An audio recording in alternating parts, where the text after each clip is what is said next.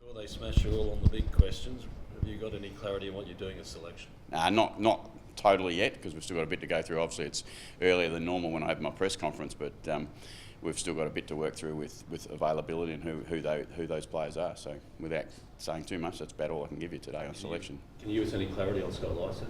No, he's probably the one that we're waiting on the most, to be honest. And we're going to get a look at Scott today at training and see how he goes, which is, if you're around, you'll see that in about an hour. Has it been a tough week for the club? Yes, absolutely. It's been a tough week.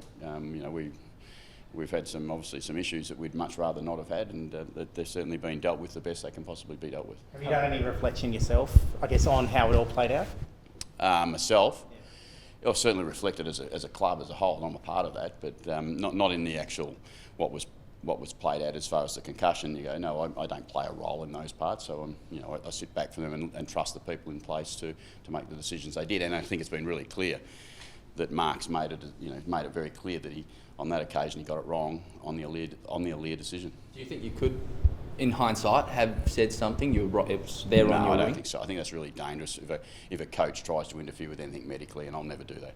Do you have any understanding as to why Dr. Fisher made a mistake? No, again, he's got a lot of years of service, and he done, because I think you've got to look at both incidents, and there was one that he made a conservative approach, and that was on Lockie, who passed a concussion test, but still didn't allow him to go back on the ground. In his opinion at the time was that Leah was fine. So, on reflection, and Mark said that himself, on reflection, that he would have done the full test. Given the current climate, how big do you think the mistake is, Ken? Oh, I think it's a big mistake. But again, no one sets out to make any mistake in whatever we do, whatever type of job we do, and particularly as a doctor. I mean, he's doing his absolute best and has done great service for this footy club for a long period of time. So, I think we can. We understand concussion's a massive issue, and I think everyone's working towards a better outcome for concussion, and I think that's a great result. Will he travel with the team to Geelong? Of course he will. Yes. So you guys still got complete faith in it? Yeah, no. Look, I think that's I think that's a really tough question to be throwing out. Do we lack trust in Mark Fisher? No, that's not the case at all. He himself has said he got it wrong, and I think we should be able to go, you know what, he's got a lot of runs on the board that we should look back, whether they be Olympic Games, Commonwealth Games or football. He's done a lot of good things in his profession that we should give him some respect for. Can you tell us how Leah and Jones have been this week? Pretty good. So unfortunately, they're both in the concussion protocol, so they'll be unavailable to play. But I think the right thing is that they do have the rest, and we get them back fit and ready to go next week.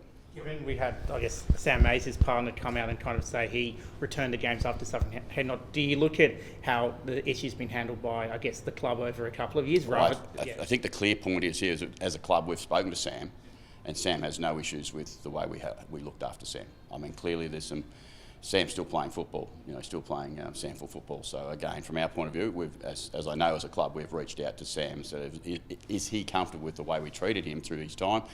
And his reply is yes. Has the pile-on been fair? You had Sam Skinner, Schultz has spoken about it. It's been a lot of Port Adelaide commentary around concussion, which is a league issue. Has it been a fair pile-on?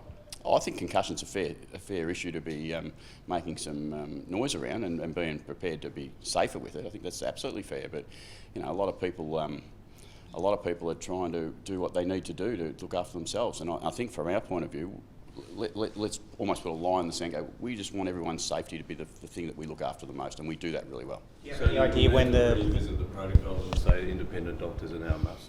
I think that's an AFL decision, which is one that I shouldn't, against like interfering with what a doctor's doing. I shouldn't interfere with anything the AFL are doing. But I would imagine that will put it more on the agenda for the AFL, that those type of things, if complete control is what they're looking for, I think that's the only way they can go. Do you have an idea when the lead will... Sorry, Dr. Fisher, when you say the mistake, it's sort of like, if players make a mistake, they're under pressure, or, it's just a lack of execution. Was his just a misjudgment? Misjudgment, yeah. I think he looked at Leah closely. This is not something he said he should have completed the whole test. That's what he said. But he made some judgments on concussion, in his professional opinion, that Leah was okay. Now, on reflection, he says he could have done a bit more than that. Is that a time pressure thing, do you think, Ken? But just with the nature of the game, trying to get a player back out on the field, that can happen? It's hard to... it's completely hard to know. I don't think doctors of today feel that pressure, because they shouldn't. Because there's no pressure from anyone else to make those decisions. And I think we've all got used to how the protocols play out. And look, we as a club, we understand that exactly what goes on with him. But you got to, at the time, I don't know how many times we can say, he's admitted to getting that one wrong. He hasn't got many wrong on his journey. How is he? He's pretty resilient. He's pretty strong, but I don't doubt that he's had a pretty tough week. I mean, in football, we all live through some tough moments, and whether that be winning and losing, or whether that be your own performance, there are always some tough moments. But he's strong enough to keep at it. Do you have an idea when the AFL might, hand down its sanction? I appreciate we've got a lot of questions around this, but I'm actually planning for a game of football, so I haven't spent too much time on those sort of things as well. So again, that's Chris's job, is to manage that side of the club. Those questions are perhaps best directed in his direction around when the sanction may or may not come. Has it? August. It is. It is. Got any news for us? No, we haven't got any news. I mean, I think we heard David speak just last night that the club and myself will can have those discussions and move in a direction that whichever way they take us. From my personal point of view, all I know is that I'd love to remain at Port Adelaide. So that's my optimistic view around what we're able to do. But those things will be discussed throughout August. There are reports you've already got a verbal agreement that the club's already decided you can stay on, and it's also mentioned 3-year contract extension. And you'll be surprised to know that not all those rumours are true in football. I don't know how many I've read this year or seen this year. I think at round 3 or 4, I was definitely sacked. I was gone, and I wasn't going to be here, and someone else was going to be coaching. They've proven not to be true. These rumours are now around me being re-signed or not being re-signed. I can guarantee you that they're not true. I have not signed a thing. But not even a footy card. But we're not asking about signing, but the thought is that you've actually had a discussion already and No. verbally agreed on both I parts. can only say again, Rooch, we heard David last night say those conversations will commence, and we've got all of August to commence those conversations, and we'll continue to do that. But all I can give you the certainty is that I would love to be here. So they haven't started, just to be clear, they haven't started? No, they haven't officially started in a formal way that we go, you know what, of course there's been conversations around, we're going okay, things have been all right until 3 weeks ago. You personally you sit back and go, well, optimistically, you think that we've got some future together, but footy's a strange game. Are you any rush to get it? Are you any rush yourself to, I wasn't in February, and I ain't now. The reality is, I think with time and common sense and an approach to this type of industry is that you get all the information you can possibly get, and then you go, well, that's what we need, and that's what we're prepared to do. When does avoiding a distraction become a distraction?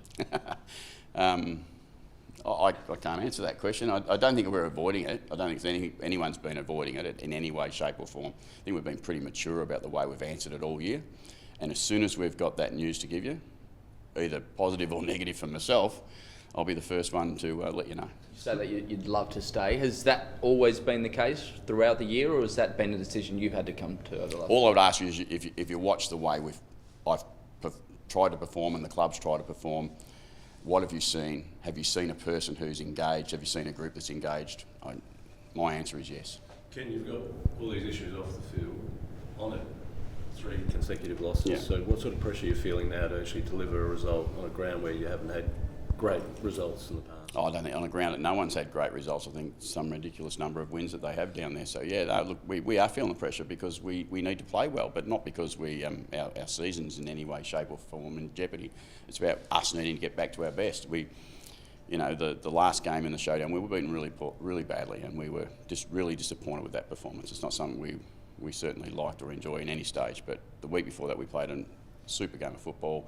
We're not that far away from that type of form, I don't think, but the reality is we just need to produce it. Have there been any, key areas where you identified it hasn't stood up over the last 3 to 4 weeks? Yeah, I think, if you look at our game, you'd say there's not just one part of our game that's been a little bit off.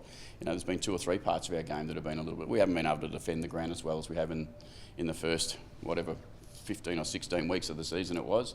And that's certainly letting us down a little bit, but we also haven't been as good with the ball in hand. So, it's never as simple as just one thing. I'd love to be able to say, it's because we're not kicking the ball well on our left foot. It's just not that simple, or we're not spoiling the ball well.